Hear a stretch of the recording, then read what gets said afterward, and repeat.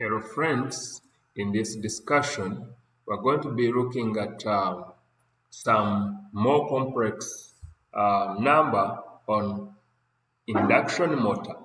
So let's begin. A 460 volts 25 horsepower 60 Hz 4-pole star connected induction motor has full impedance values in ohms per phase referred to the stator. So now, whatever we have here is referred to the stator. So R1, which is the stator windings, is 0.641 ohms. The stator windings reactance is 1.106 ohms. Then the rotor resistance referred to the stator is 0.332 ohms, and the inductive reactance of the rotor referred to the stator is 0.464 ohms, and the magnetizing reactance, of course, is giving us 26.3 ohms. The total rotor loss is equal to 1,100 assumed to be constant core loss lumped with rotor copper losses. For a slip of 2.2% at rated voltage and frequency, find the motor speed, stator current, power factor, power converted, then the power output, the torque induced, load torque, and efficiency. So let's right away begin by considering the following. Now, something you have to note is that we are dealing with the equivalent motor circuit. In other words, we are looking at the inductive reactance in the stator, the inductive reactance in the rotor, and also the resistances in the two windings or in the two circuits, as I have just said. So now, if we are talking about the motor equivalent motor circuit, we have two cases. Case one, the equivalent induction motor circuit when referred to the stator, and then we have also what we call the approximate equivalent circuit, equivalent induction motor circuit. So the first one is what is given actually, is what the question requires us to do or to use, but I'm going to also highlight on the second one. So now let's look at the first one. So we are looking at case one, the equivalent circuit referred to the stator. Now, this is what happens. For this case, we are going to start with the stator resistance, then we add the stator inductive reactance, then we have the magnetizing circuit, of course, of the rotor brought in between. Of course, usually this is the most commonly used model, so let's put it down here. So you'll have the resistance of the reactor of the magnetizing circuit. Then you have also the inductance. The magnetizing inductance will be here. So I can call this Rm, I call this Xm. So from here, we are now going to, obviously, the real inductive reactance and resistance of the windings of the rotor. So if you don't have the windings, we still talk about the bars, the conducting bars of the rotor. So you have the resistance, you have the inductive reactance. Then this model has what we call a variable resistance that is connected at the end, and this makes the the electrical equivalent of the mechanical load connected to the rotor that is connected to the motor. So we have a variable resistance here. So meaning we shall have R1 here, then we will have JX1 here, we will have R2 here, we will have JX2 here. Then here, this is R2 into 1 minus 1 out of S minus 1. And then obviously this is the Rm, it's M. So what is this? This is also J because this is an imaginary part of the impedance of the magnetizing circuit. Now, what would be the case 2? Case 2, as we had said, would be the approximate equivalent circuit. So the approximate equivalent circuit is composed of the same components, but what happens is that this circuit is pushed to the end. So you'll have, first of all, the magnetizing circuit. Then, of course, it has been pushed to this other side of the stator. So you'll have the resistance of the stator windings, then the inductive reactance, then you have the resistance of the rotor, then the inductive reactance of the rotor. Then now we can talk about the variable resistance at the end, which gives us the equivalent, the electrical equivalent of the mechanical load connected to the motor. So you can say this is R2 into 1 out of S minus 1, and this is obviously R2, and you can say this is JX2, this is JXM, Rm. However, this Rm usually is neglected for simplicity. Then we have R1, then JX1. So since in our part we are told that the values given are referred to the second, are referred to the primary, that is to the stator, we shall refer to this circuit. So going to use case 1. So when we use case 1, first of all, we are going to look at the total impedance or the effective impedance. That means we are going to consider this circuit and this other side being parallel to each other. Then later on, the effective resistance or impedance here is, of course, added together with the impedance across R1, X1. So Z parallel is going to be, we are going to look at Rm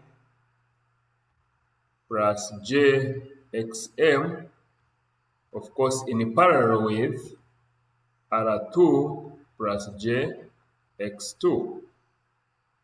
So as usual, when you have two parallel impedances, you sum them, their effective impedance will be multiplying them and then dividing by their sum. But the Rm is not given, so we shall neglect Rm.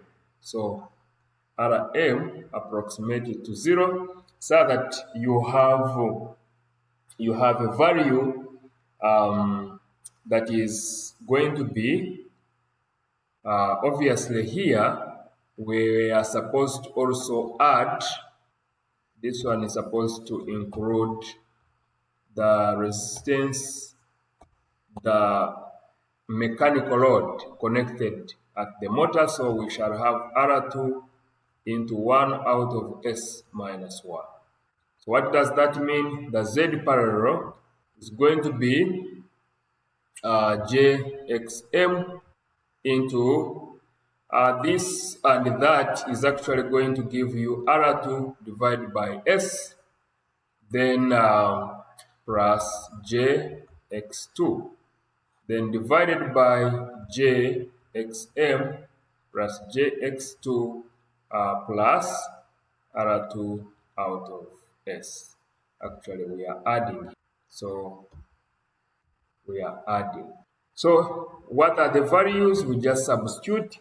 This is going to be J 26.3 times R2S. This is 0.3332 divided by S, which is 0.022, because we are told that slip is 2.2%. Then we are adding jx2, so j 0.464. Then we are dividing it by 0.2. Actually, this is 26.3 plus 0.464. The whole of this is under j. Then we are adding this other value, 0.332 divided by 0.022. So what is Z parallel? So the Z parallel is actually giving us, change your calculator to complex and then put in those values. So Z parallel becomes 11.006, and the other part is 6.69 J.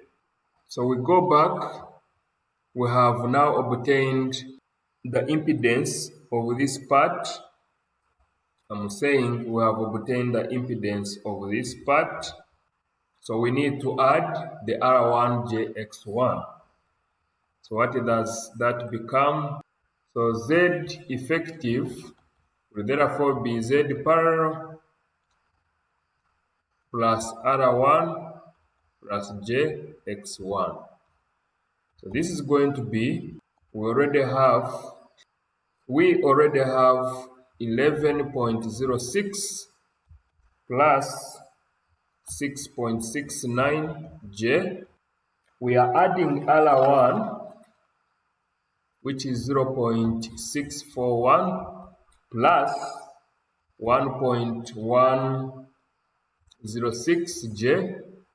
So if I add that, 0.641 plus 1.106 J, I'm getting 11.698 plus 7.796 J. So now what I'm going to do is to get the effective, or I convert it to polar form. So when I convert it to polar form, I get Z effective as 14.058 at an angle of 33.68 degrees. So that means the power factor is going to be at an angle of 33.68 degrees lagging. So that is going to be cos phi, it's going to be cos of 33.68. And this is 0.83. That is the 0.832. That is the power factor. So the next question that is required, okay, we have not obtained speed yet. So to get the speed, we need to understand the power developed. So after getting the power developed or the power converted, we shall be able to get to use the formula power is equal to torque times omega, and then we'll be able to use that to get the speed that is required. And now, what do we do? First of all, let's first get the current. So, current I1, okay, this is going to be, first of all, E1 divided by Z1. And Z1 is the effective Z that we are talking about. But remember, the stator is star connected, so we'll look at the voltage, 460 divided by √3 to get the phase voltage divided by the impedance that we have as 14.058. So our current I1 is actually equal to 18.8992 amps. And obviously at an angle, it will be at an angle of negative 33.68 degrees. Of course, that means it is lagging.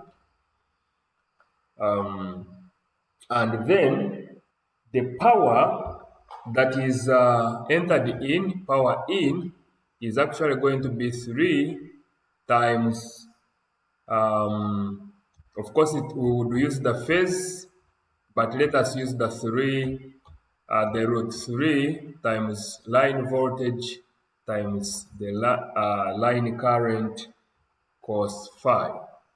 And this is going to be √3 times 460 divided by √3, that is the line voltage, times current, which is 18.892. We are multiplying it by 0.832.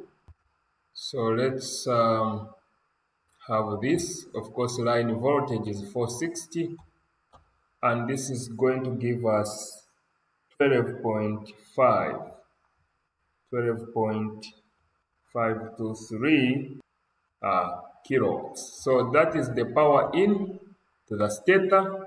So what we need to remember is also now the power across the air gap. The power across the air gap is going to be 12.523, or the power in minus the stator losses. So the stator losses are going to be obtained as follows. We already know the current. So this is going to be 3I squared I1 squared. Then R1, we know the R1, and the R1 is 0.641. So this is going to be 3 times 18.892 squared times 0.641. So what we have here is 0.6863 kilowatts. So power transferred across the air gap will be 12.523. Then we subtract 0.6863. Why are we removing only that? Because we are going to take the losses across the iron losses across the stator to be negligible. So this is what we are going to use. We are going to only subtract the copper losses. So we are getting 11.8367, so kilowatts. And then the power converted, which is required, power converted is now therefore going to be what has been entered in here minus the rotor losses. So what we are going to say is that this is going to be power input to the rotor times 1 minus S. So 1 minus S, we know it, times this, we know that is the power, the mechanical power converted, and this is going to be, we know 1 minus 0.022, we multiply it by this value 11.8367, and here we are getting the value we are getting is 11.576 kilowatts. So that is the power, mechanical power converted. So if we want to know now the power output, so power output should be now the P converted minus the rotor losses. So this is going to be minus 1100 divided by 1000. So it is going to be 11.576 minus 1100 divided by 1000. And we are finally getting 10.476 kilowatts. So, but we know that the power out is equal to the torque times the angular speed of the motor. So this is going to be N of the motor 2 pi N out of 60 times torque. Okay, this is equal to 10.476. But are we able to get this N? Let us see. Yes, we can get it because we know slope is equal to Ns minus Nr divided by Ns. And this is going to be basically, that means Nm is going to be Ns 0.022 times, can we get Ns? Yes. First of all, our Ns is equal to 120 F divided by the number of poles. So we are provided that the number of poles are 4. So Ns is going to be 120 and the frequency is 60 divided by 4. So this is giving us 1800 RPM, meaning that Nm, or speed of the motor, is going to be 18 minus 0.022 times 1800. And I'm getting 1760.4. So the speed of the motor is 760.4 RPM. So what else? What do we need? We need the torque.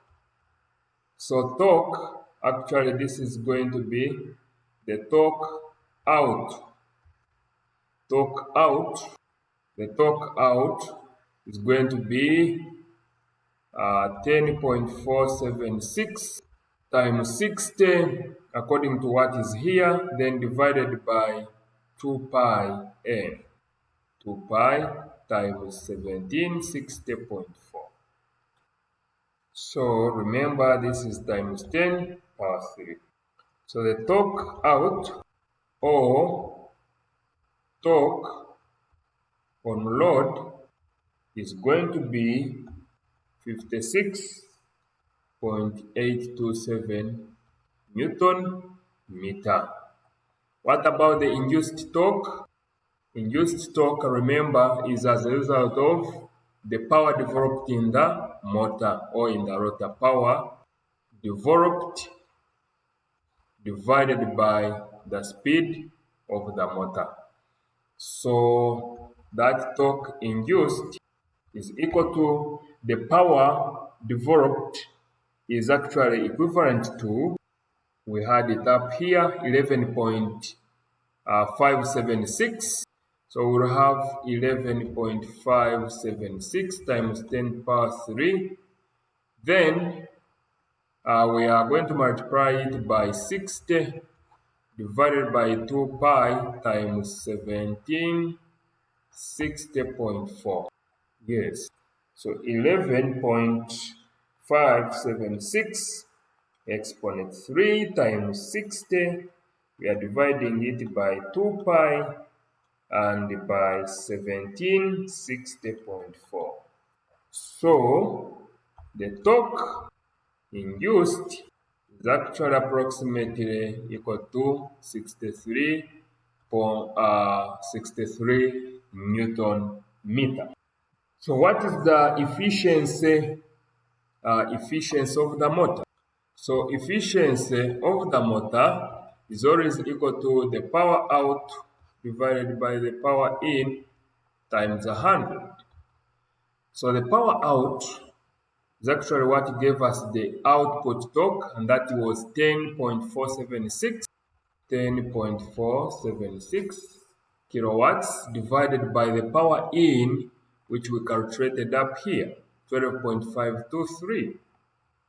So this is divided by 12.523 multiplied by 100. So finally, our efficiency percentage is approximately 84%. So looking back through this problem, we have obtained our efficiency, we have obtained our induced torque, we have obtained our torque output, we have obtained the speed of the motor, the power output of this motor, then the power in of this motor, we have seen it there, and finally, of course, all these were calculated. The impedance, effective impedance, we obtained it, and it's what gave us the rest of those parameters. So this has been a lengthy problem, but it is worth it. So follow it bit by bit, and you'll be able to get those values.